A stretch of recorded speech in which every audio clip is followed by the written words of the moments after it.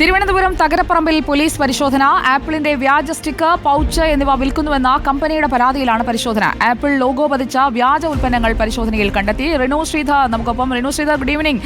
ഡ്യൂപ്ലിക്കേറ്റ്സിന് പ്രശസ്തമായ ഇടമാണ് അവിടെയുള്ള പല കടകളും. ഇവിടെ ഇപ്പോൾ ആപ്പിൾ കമ്പനിയുടെ പരാതി എങ്ങനെയാണ് അവിടെ എത്തിയത്?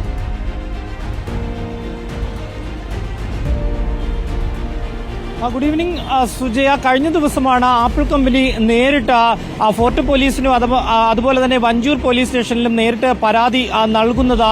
ഇത്തരത്തിൽ ഇവരുടെ ഉൽപ്പന്നങ്ങൾ വ്യാജമായി തകരപ്പറമ്പിൽ കച്ചവടം നടത്തുന്നുണ്ട് എന്നുള്ള ഒരു പരാതി. ഈ പരാതിയെ തുടർന്നാണ് ഫോർട്ട് പോലീസും അതുപോലെ തന്നെ വഞ്ചൂർ പോലീസും സംയുക്തമായി DCPയുടെ നിർദ്ദേശപ്രകാരം ഈ പരിശോധന തകരപ്പറമ്പിൽ നടത്തിയത്. ഒരേ സമയം വിവിധ ഹോൾസെയിൽ അതുപോലെ തന്നെ റീറ്റെയിൽ ഷോപ്പുകളിൽ കയറിയാണ് പോലീസിന്റെ പരിശോധന. ഇവിടെ ഈ ആപ്പിളിന്റെ കൂടി ജീവനക്കാരും ഈ പോലീസിനൊപ്പം ഉണ്ടായിരുന്നു എന്നുള്ളതാണ്. അവരടങ്ങുന്ന സംഘവും ഈ പരിശോധനയിൽ പങ്കുചേർന്നു. പോലീസിന്റെ പരിശോധനയിൽ ഈ ആപ്പിളിന്റെ ലോഗോ പതിച്ച വിവിധ തരം ഉൽപ്പന്നങ്ങൾ, അക്സസറീസുകൾ കണ്ടെടുത്തു എന്നുള്ളതാണ്. ഈ വിവിധ ഹോൾസെയിൽ ഷോപ്പുകളിൽ നിന്നാണ് ഏറ്റവും കൂടുതൽ ഈ ഉൽപ്പന്നങ്ങൾ, അക്സസറീസ് കണ്ടെടുത്തത്.